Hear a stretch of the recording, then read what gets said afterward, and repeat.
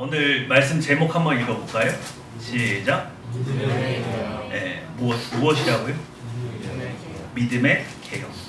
믿음으로 우리의 삶을 개혁하는 것을 오늘 이야기하고자 합니다. 믿음의 개혁을 어떻게 해야 되는지, 또 예후는 어떻게 그 믿음의 개혁을 이루었는지 좀 살펴보려고 하는데요. 자, 오늘 사실 이 본문은 그냥 10장만 읽어가지고는 이해가 되지 않기 때문에 9장부터 좀 살펴봐야 되는데, 여러분 열왕기상 그 전 성경이 뭐겠어요? 열왕기 하죠. 열왕기 하에는 아합 왕이 죽어요. 이스라엘의 가장 극악무도했던 왕, 물론 므낫세도 있지만 오늘 여기서는 최고 빌런이죠. 아합이 죽습니다. 그럼에도 불구하고 그의 아들이 왕위를 이어가고 이세벨이 아직 살아있는 그런 상태에서는 도저히 이스라엘을 개혁할 수가 없죠. 그래서 하나님께서 한 사람을 선택하셨는데 그게 바로 예후입니다. 예후는 아합 왕 밑에서 장군 노릇을 했어요. 그러니까는 군권이 있는 사람이었는데, 엘리사의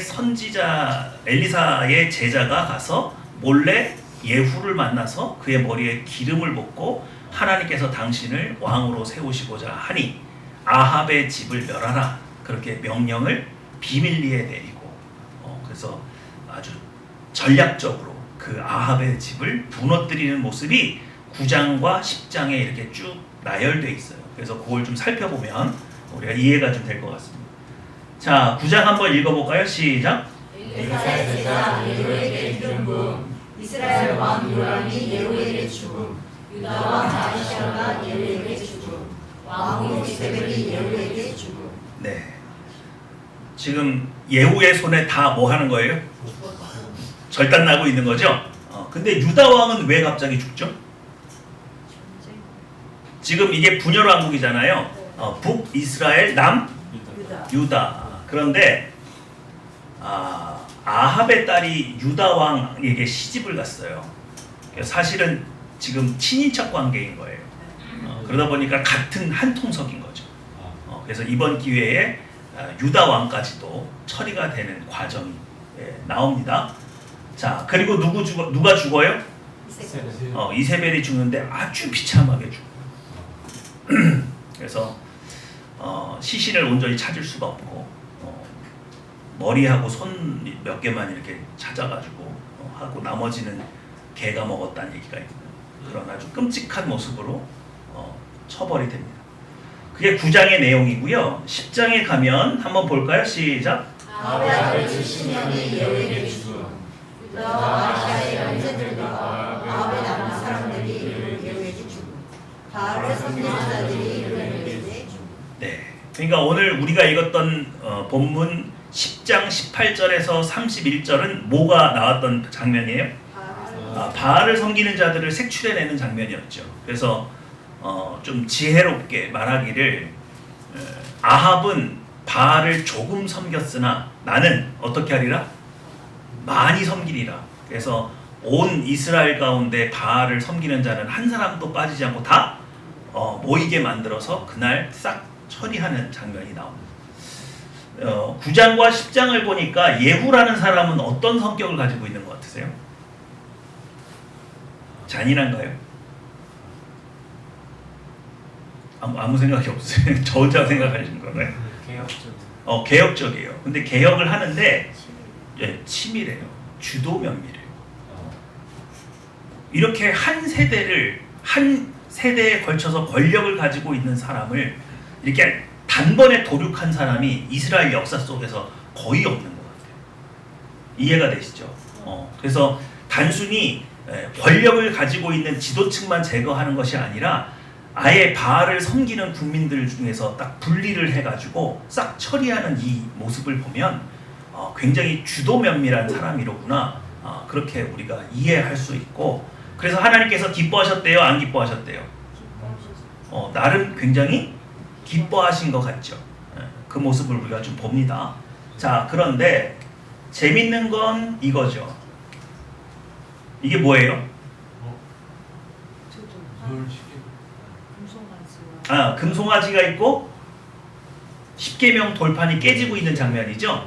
그러니까 이게 언제예요? 출애굽 때죠.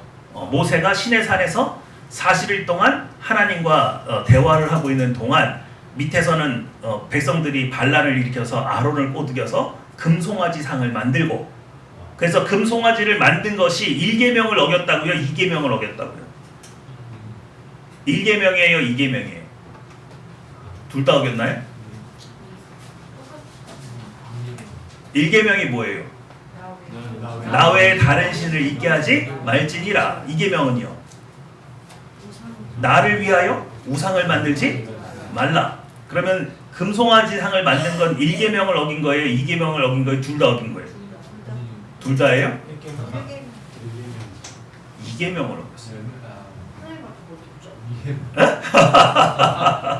아론이 뭐라고 소개를 했냐면 이 금송아지가 너희를 애굽에서 인도하여 낸 여호와라 그랬어요. 그러니까 다른 신을 둔 건 아닌데 하나님은 형상이 있으신데 없으신데, 그러니까 어떤 형상으로 표현할 수가 없는 분이잖아요. 그런데 그걸 금송아지로 만들었단 말이죠. 그것이 죄가 된 거죠. 그러니까 1계명이에요? 2계명이에요? 2계명이다. 근데 이게요 이렇게 되는 겁니다. 이건 언제일까요? 또 뭐가 등장했어요? 금송아지가 등장했죠. 이스라엘 백성이 다시 금송아지를 섬긴 게 언제예요?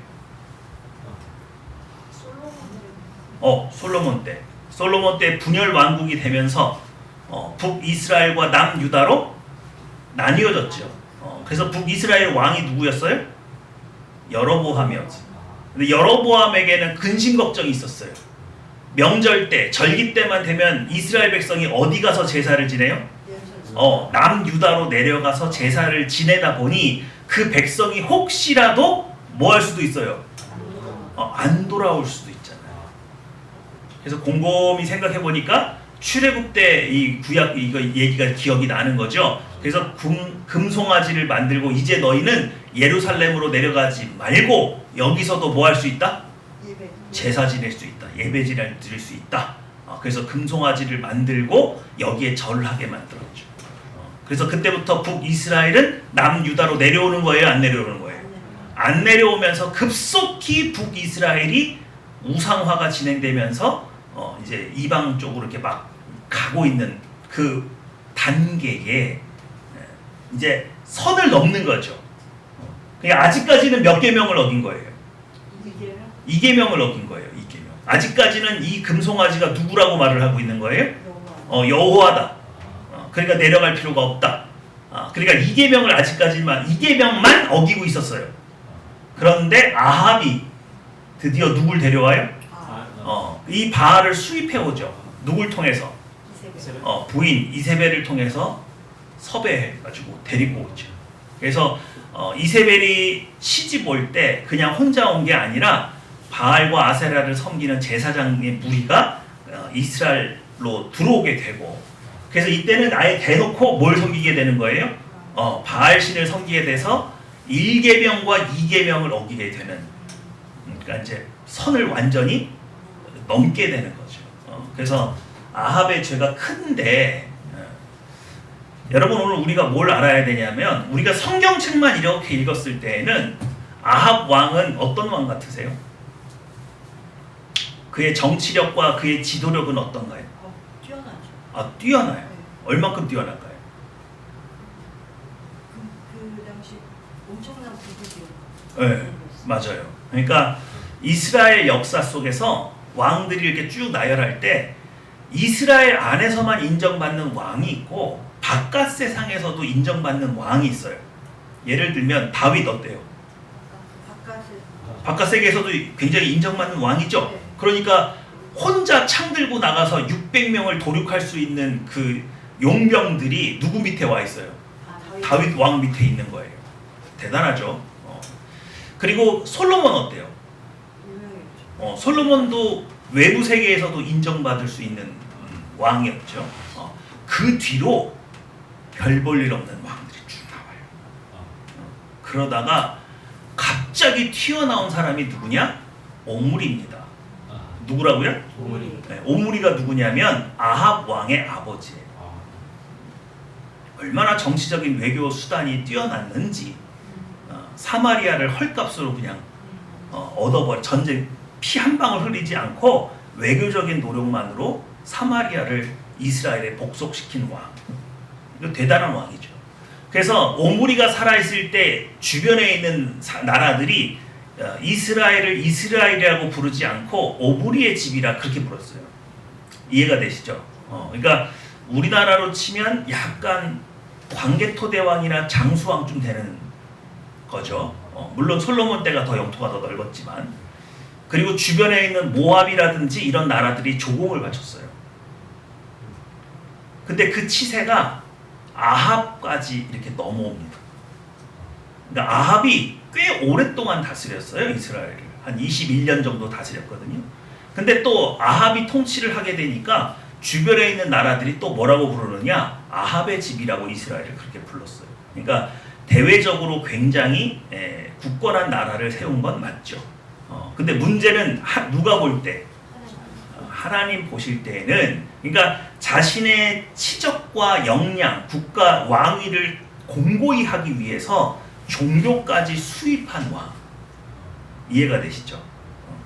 자, 우리나라로 치면은 신라 시대는 종교가 뭐였어요? 불교죠. 조선 시대는요. 왜 종교가 바뀌어요?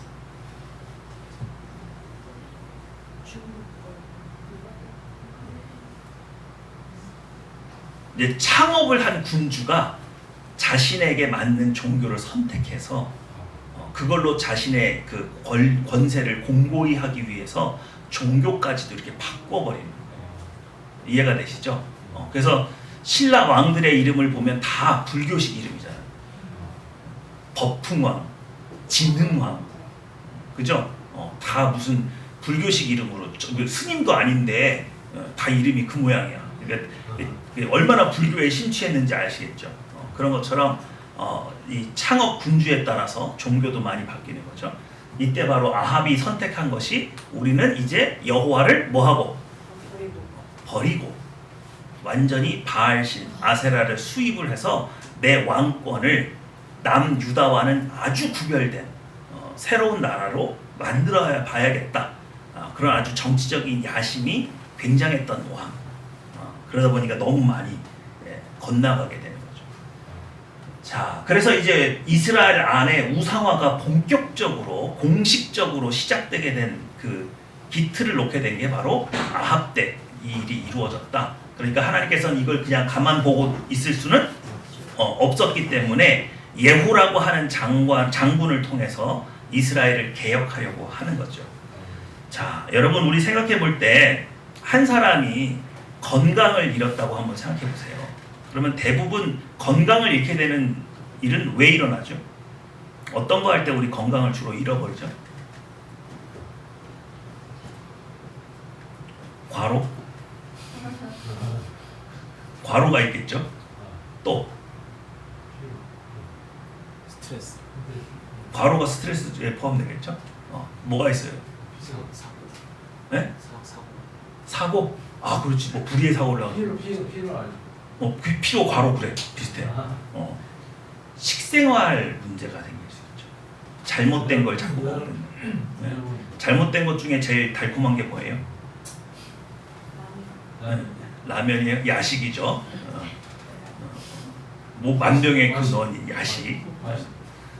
그리고 이제 뭐 질병에 유행하는 아주 큰 질병에 걸렸다든지 뭐 이렇게 되면 우리의 건강을 잃어버리게 되는데, 그럼 건강을 되돌리려고 하면 어떻게 해야 돼요? 식생활에 계속 강제로 일을 쉬어야 돼요. 피로는. 그렇죠. 일을 줄여야죠. 또 먹는 걸 어떻게 해야 돼요? 바꿔줘야죠. 맛있는 거 먹어야 돼요? 맛없는 거 먹어야 돼요? 고기 먹어야 돼요? 풀떼기 먹어야 돼요? 둘 다 먹어요.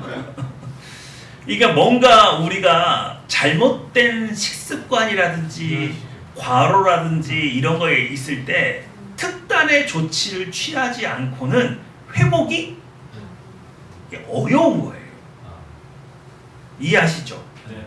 그러니까 오늘 하나님께서 아까 여러분 이 본문 보실 때 느낌이 어때요? 싹 다 뭐 해버려요?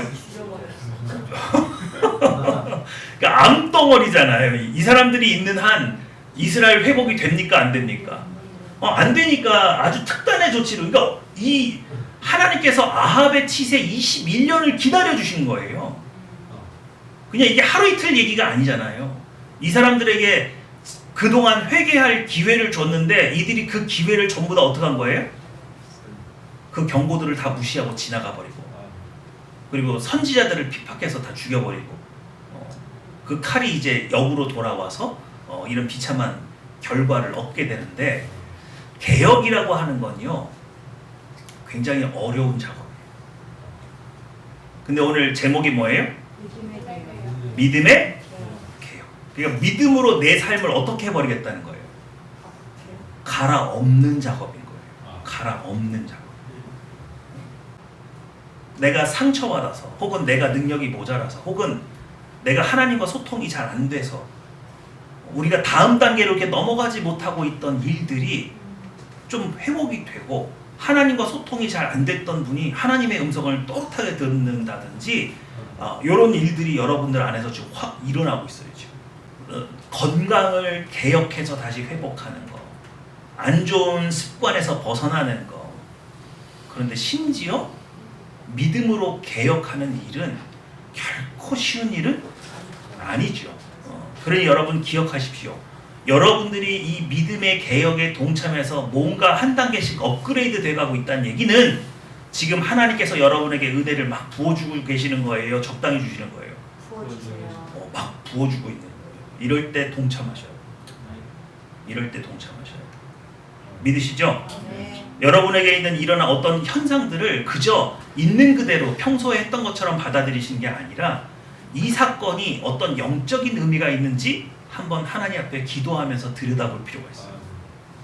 또 이 사건은 그냥 나에게 온 거예요? 어떤 이유가 있는 거예요? 이유가 있을 수 있죠. 하나님의 혹시 의도가 있는 것은 아닐까? 여러분, 우리 확인한 게 있습니다. 로버트 클린턴 박사가 쓴 책에 의하면, 여러분, 사람은 하나님께 이렇게 거듭난 여러분에게는 몇 단계의 과정이 있다고요? 6단계의 그 성화의 과정이 누구에게나 주어진다 그랬잖아요. 그죠? 그러면 하나님은 이 성화의 과정을 만드시기 위해서 일부러 여러분에게 고난을 허락하시나요? 일부러 막 안 되게 막 만들어요? 아주 특별한 경우가 아니면 그런 일 절대 하지 않으셔요. 다만 내가 살아가다 보면 내 힘으로 안 되는 지점을 만나요, 안 만나요? 만나요. 그때 하나님은 기회를 삼으신다. 그 사건을 통해서 일부러 만드시는 건 아니지만 우리의 역경과 고난과 어려운 일을 통해서 하나님은 그 일을 통해서 우리를 업그레이드 할 수 있도록 은혜를 부어주셔서 우리가 6단계로 성화의 과정을 온전히 마칠 수 있도록 도와주신다. 믿으시죠? 네. 그러니까 지금 여러분에게 일어나고 있는 크고 작은 일들을 들여다볼 때, 이 사건을 통해서 하나님은 나를 어떻게 업그레이드 시키시려고 하는 걸까? 한 번쯤은 이런 생각 해보셔야 돼요. 그냥 눈에 보이는 현상만을 바라보고 평가하는 것이 아니라 깊이 기도 가운데 들어가서 이 사건의 진실을 봐야 돼요. 과연 이것이 정말 내가 눈에 보이는 것처럼, 사람들이 떠들어드는 것, 말하는 것처럼 큰 일인지, 아니면 그저 내 마음을 뒤흔들기 위해서 사탄이 내 마음을 유혹하고 흔들어 놓는 것인지, 하나님은 지금 나와 함께 계시는지, 하나님은 지금 어떤 일을 하시는지, 하나님은 나에게 평안으로 임하여 계시는지, 이런 것들을 통해서 여러분이 이제는 믿음이라고 하는 영적인 관계에서 오는 은혜로 말미암아 내 삶을 다시 세울 수 있는 기회로 삼으셔서 이제는 좀 이 세상에서 일어나고 내 주변에서 일어나는 모든 일을 어떤 방향으로 이해할 필요가 있어요? 영적으로. 하나님과 나와의 관계 속에서, 또 나를 무너뜨리려고 하는 사탄과 나의 관계 속에서, 또 나를 영적으로 도와주는 주변에 있는 지체들과의 관계 속에서 이 사건과 내 위치를 파악할 필요가 좀 있다. 네.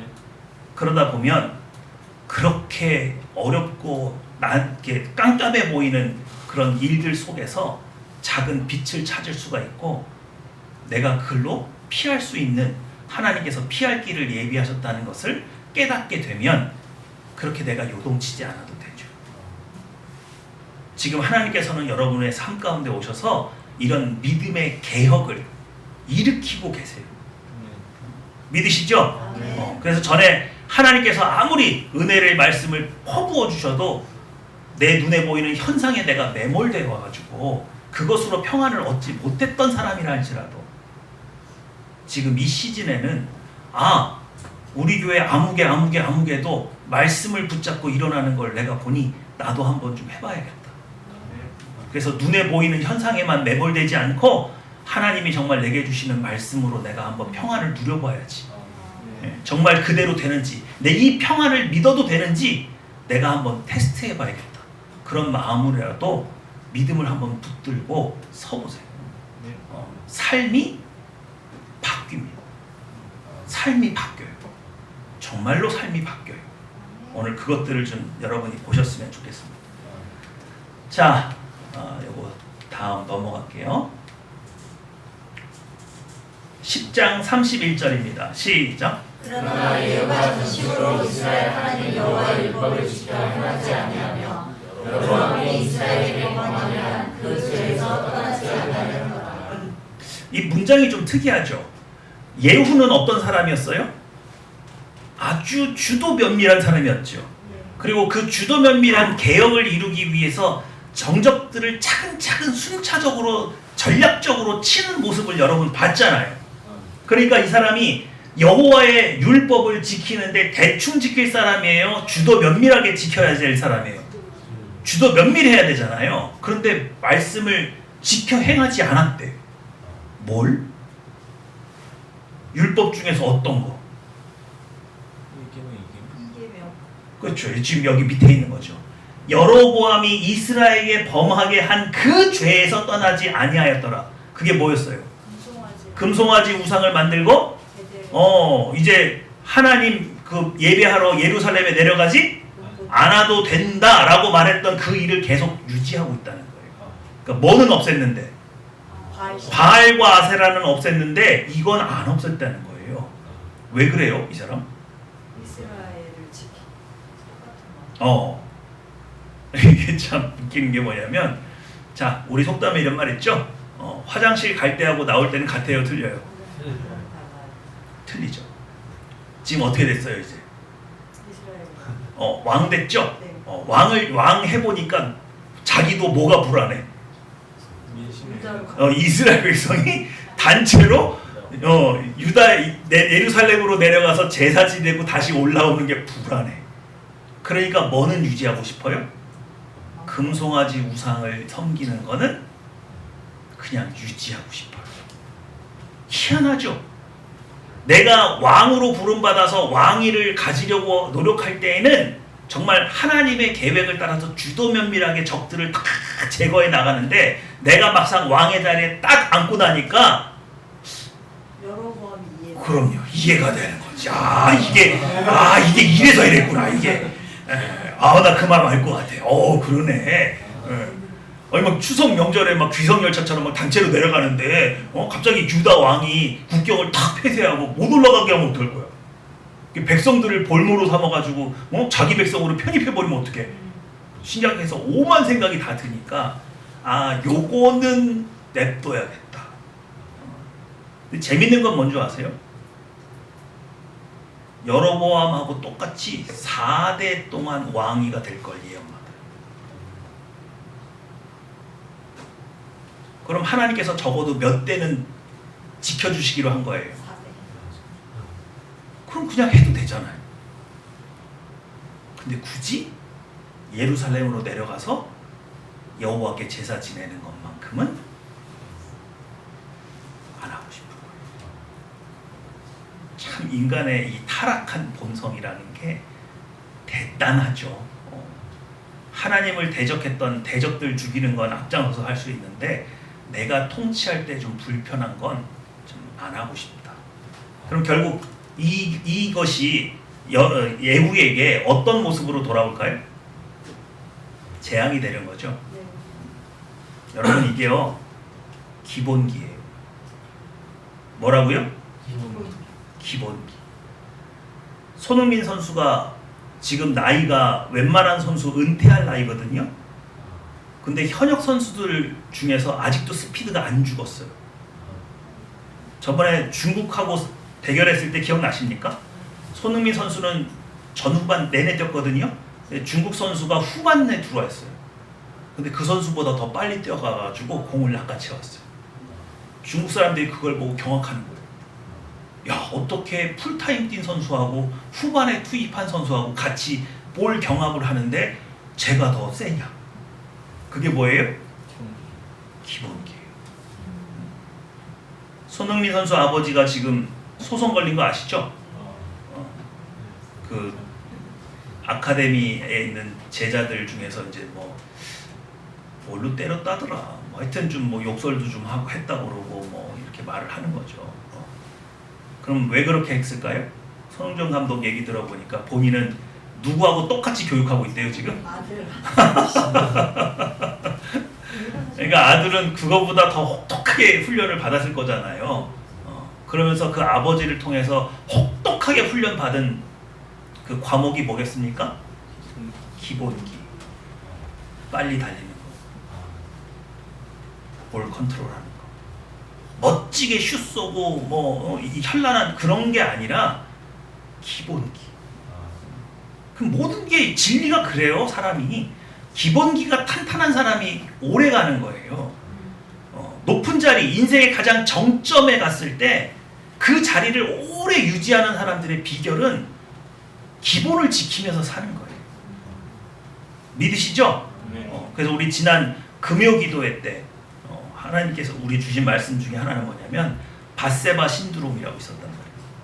밧세바 신드롬 들어보셨어요?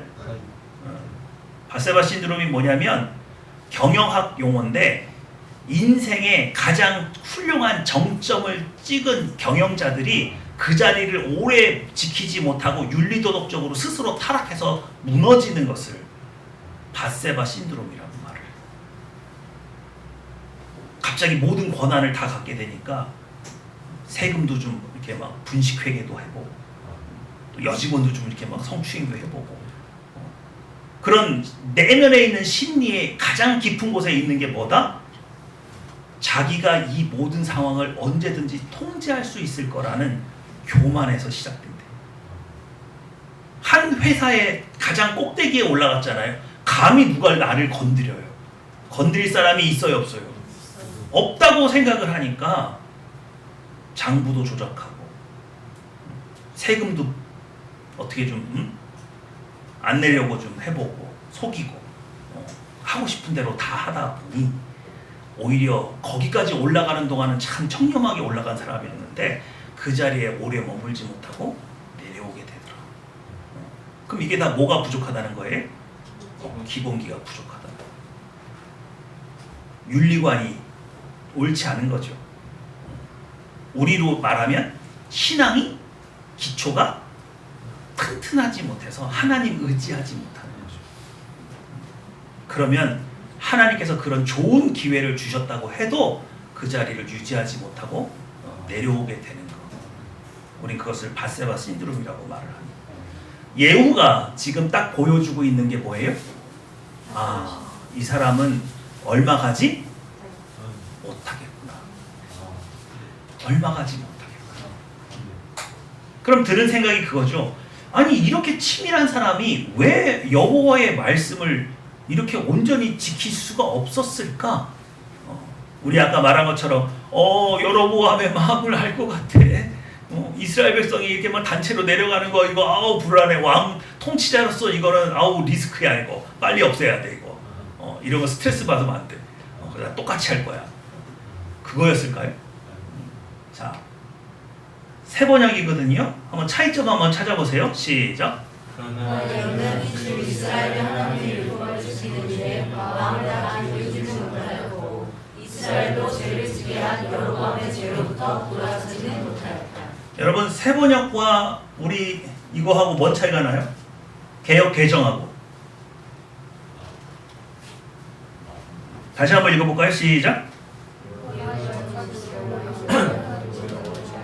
여호와의 율법을 뭐 하지 않았다? 지켜 행하지 아니하며 라고 번역됐죠? 근데 세 번역은 뭐라고 했어요? 율법을 지키는 일에 마음을 다 기울이지 못했다. 왜 이렇게 표현이 다르죠?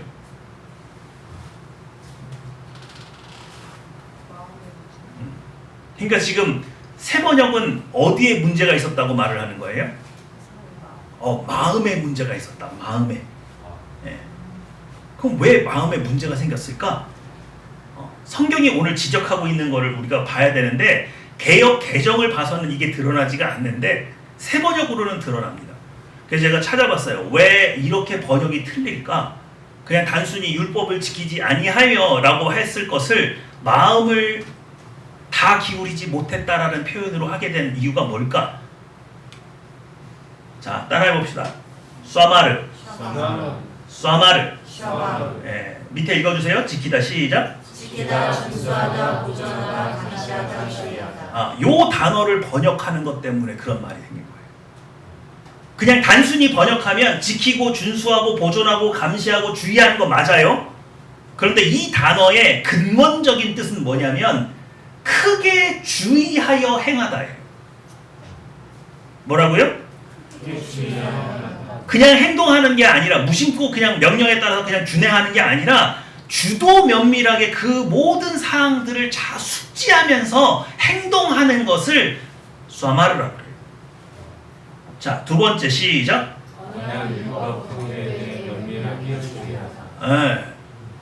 언약, 율법, 법규에 대해서 뭐하다?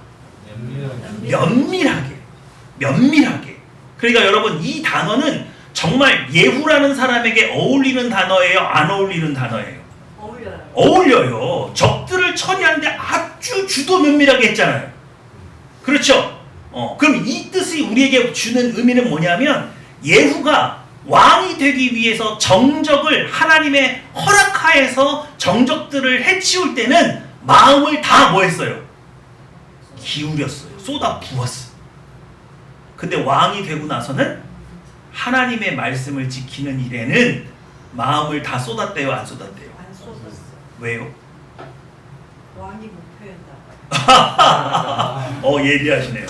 그렇죠. 왕이 목표였을 가능성이 높죠. 그러니까 왕을 목표를 이루었으니까 이제 어떻게 돼요? 해이해지는 거죠. 그것도 좋은 관점이에요. 맞아요. 자, 3번, 4번도 읽어볼게요. 시작. 저는 4번에 있는 이 번역도 굉장히 의미가 있다고 봐요. 마음을 기울인다는 게 뭐예요? 뭔가를 중요하게 생각하는 거예요. 그 얘기는 오늘 왕이 되는 것은 굉장히 중요한 일로 받아들였으나 왕 위를 유지하기 위해서 율법을 지키는 것은 그렇게 마음을 쏟지 않았다. 여러분, 제가 아까 말씀드렸죠? 여러분들이 변하고 있다고요. 그 변화의 가장 큰 건 뭐냐면 여러분이 전에는 하나님의 메시지에 대해서 그렇게까지 마음을 뭐 하지 않았는데 기울이지 않았는데 이제는 좀 더 마음을 기울이게 되는 거예요. 근데 왜 전에는 안 됐는데 지금은 돼요? 전에는 왜 마음을 기울이지 않았어요?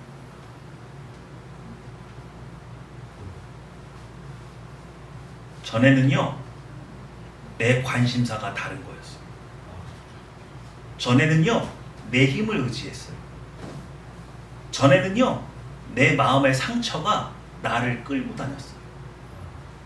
그런데 내가 이제 내 안에 있는 예쁜 성을 십자가에 못 박기 시작하니까 내가 하나님께 집중할 수 있게 되는 거예요. 여러분, 오늘 이거 얼마나 중요한 얘기냐면 여러분 예배 드리러 와 있지만 이 시간 모두 이 모든 예배의 과정, 찬양부터 기도부터 설교, 마지막 축도에 이르기까지 말씀에만 딱 이렇게 집중해서 듣고 있는 게 쉬운 것 같으세요? 어려운 것 같으세요? 여러분 만약에 지금 우리가 눈에 안 보니까 참 다행이지만 여러분의 뇌가 이렇게 오픈돼 있어가지고 영상으로 내가 무슨 생각하고 있는지가 이게 스크린으로 다 보인다고 생각해 보세요. 설교 시간에 오만 생각 왔다 갔다 하는 게 여기 다 공개된다고 한번 생각해 보세요. 하나님 예배에 처음부터 끝까지 이렇게 딱 집중하는 게 쉬운 일이에요? 아니요. 그렇지 않죠. 우리 안에 있는 예쁜 성은 자꾸 하나님을 거스려. 그게 말이 돼? 뭐 그런다고 되냐고 그게. 뭐 영적으로 관점이 바뀌면 뭐가 달라져? 오만 생각들이 있을 수 있죠. 또 사탄도 그것에 따라서 반응할 거 아닙니까? 놀라운 은혜가 뭔 줄 아세요? 하나님께 몰입할 수 있는 몰입이에요. 누구에게 몰입하는 거? 하나님께 몰입할 수 있는 거. 그래서 그분의 뜻이 무엇인지 이해할 수 있는 거. 내가 어디서 잘못 벗어났는지를 이해하게 되는 거.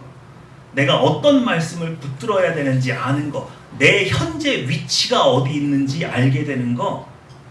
그거 하나님께 몰입하지 않고는 모르는 거예요. 예후가 스스로 칼을 가지고 다니면서 하나님을 대적했던 사람들의 목을 치고 다녔어요. 그런데 정작 자신이 왕위에 올랐을 때 우상을 섬기게 하는 일을 자기가 멈추지 않고 자기도 그 우상에게 절을 할 때 사람들은 뭐라고 생각하겠어요? 똑같은 놈이에요. 그럼 누가 일어날까요?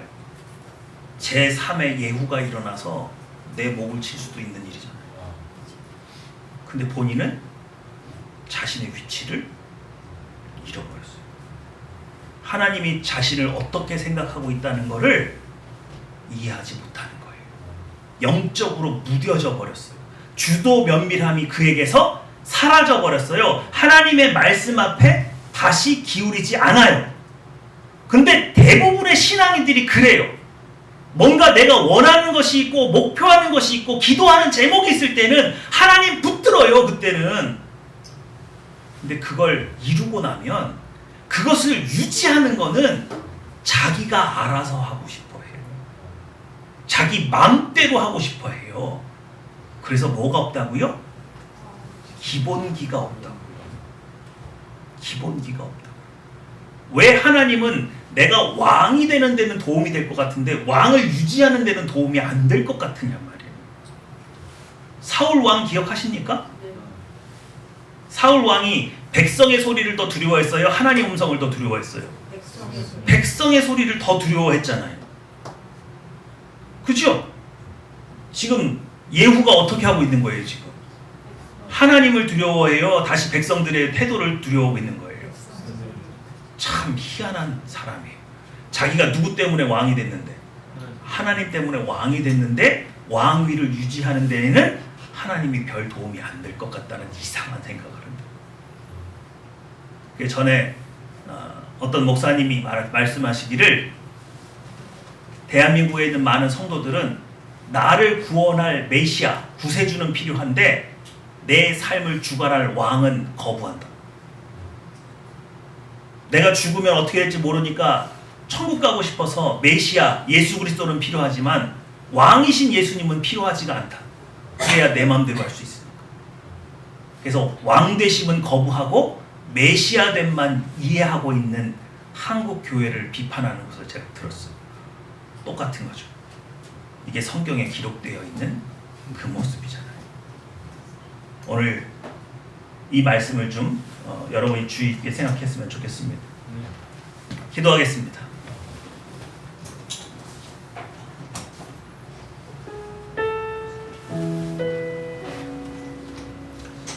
오늘 하나님의 부르심을 따라 이 자리에 나와서 예배하는 것도 은혜입니다.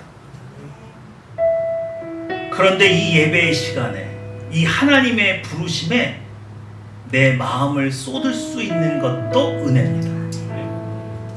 내 안에 있는 예쁜 성을 십자가에 못 박지 않고는 예배의 자리에 나와 있어도 하나님의 음성에 집중할 수가 없어요. 반대로 오늘 내가 예배의 자리에 나와 있음에도 불구하고 내 머릿속이 무겁고 다른 더 중요한 어떤 일이 있다고 생각해서 그 일에 내 마음을 빼앗기고 있다면 기본기가 없는 겁니다. 어쩌면 우리는 구원자이신 예수님은 필요하다고 말을 하면서 내 삶을 통치하시는 왕 되신 예수님은 거부하고 있는 걸 수도 있죠. 오늘 하나님 앞에 기도할 거예요. 하나님, 제가 마음을 쏟아부을 수 있게 해주십시오.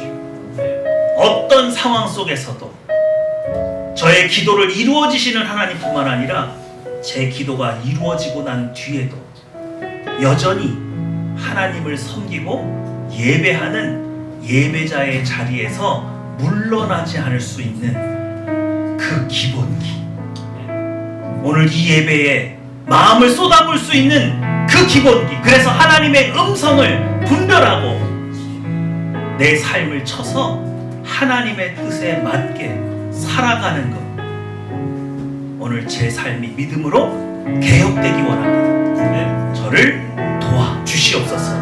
기도하시겠습니다.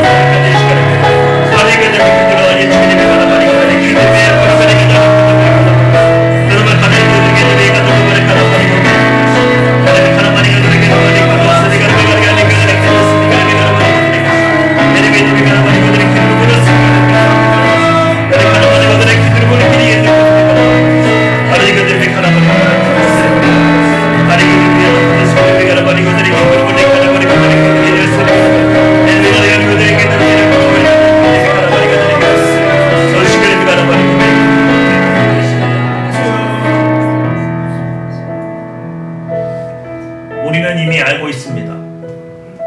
믿음이 없이는 하나님을 기쁘시게 할 수 없는데, 내 안에 있는 믿음이 있는지 없는지 확인할 수 있는 것은 내 안에 염려, 근심, 걱정, 불안, 두려움이 있으면 믿음이 없는 것이고, 내 안에 염려, 근심, 걱정, 불안, 두려움이 떠나가고 하나님이 주신 샬롬이, 평안이 내 마음을 붙들고 있으면 나는 믿음으로 하나님 앞에 선 겁니다. 오늘 정말 하나님께 소원이 있습니다. 정말 하나님이 도와주시지 않으면 안 되는 일이 있습니다. 그러할지라도 내 마음이 이미 두려움에 사로잡힌 데 나온 것은 하나님을 만홀히 여기는 거예요. 나의 목자 되신 주님의 능력을 무시하는 거예요. 그러므로 내 마음의 염려, 근심, 걱정, 불안을 제거해야 합니다. 십자가에 못 박아야 합니다. 그리고 나를 오늘 세우실 줄 알아야 돼요. 기본기입니다. 오늘 하나님 앞에 여러분의 소원을 두고 기도할 텐데, 소원이 먼저가 아니고 내 안에 이것을 간구하는 내가 정말 하나님을 믿지 못해서 염려, 근심에 사로잡혀 있는지를 먼저 돌아보시고, 그렇다면 예수님의 보혈의 권능으로 이 염려, 근심, 걱정, 불안, 두려움을 십자가에 못 박으시고 오직 평안으로 하나님 앞에 나와서 여러분 마음속에 있는 간구의 제목들을 아뢰는 시간 갖기 원합니다. 기도하시겠습니다.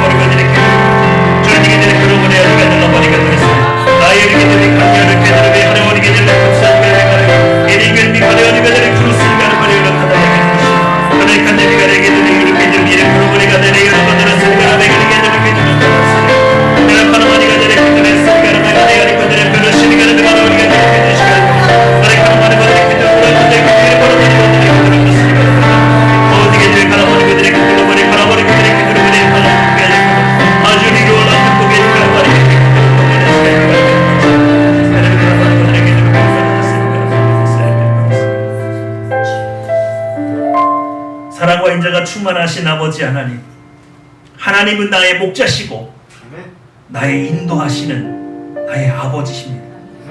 그러므로 내 마음에 두려움이 없습니다. 선하신 목자께서 길을 인도하시고 나를 너무너무 사랑하셔서 예수님도 십자가에 못 박으실 수 있는 아버지께서 나와 함께 하시는 것이 아닙니까? 그러므로 우리 하늘평화교인 한 사람 한 사람 모두가 하나님을 나의 목자요 나의 아버지로 인정한다면 우리의 마음 가운데 염려, 근심, 걱정, 불안, 두려움이 떠나가게 하여 주시옵소서. 그러므로 우리는 평안으로 아버지 하나님 앞에 나옵니다. 오늘 우리가 평안 속에서 외치는 이 간구의 모든 기도는 사랑이 많으신 아버지께서 들으시는 줄 믿습니다. 또 성실하신 아버지께서 반드시 이행하시는 줄도 믿습니다. 오늘 우리의 기도를 받아주시고 응답하여 주시옵소서. 감사 기도드리며 내 주 예수님의 이름으로 기도했습니다.